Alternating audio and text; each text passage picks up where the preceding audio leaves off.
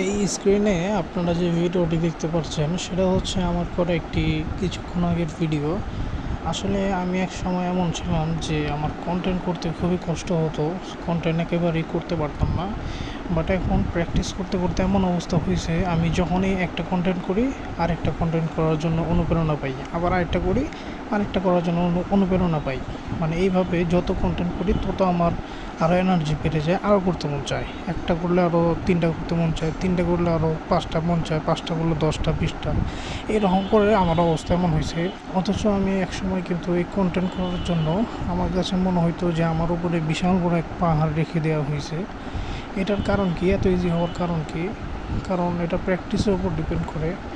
যখন আপনি একটা জিনিস বারবার করবেন তখন সেটা আপনার আয়ত্তে এসে পড়বে, আপনার কন্ট্রোলে এসে পড়বে, আপনি খুব সুন্দরভাবে সেটা করতে পারবেন। সো আমার ক্ষেত্রে কিন্তু সেটিও হয়েছে। সো আপনারা এইভাবে চেষ্টা করলে আপনাদেরও ঠিক হয়ে যাবে।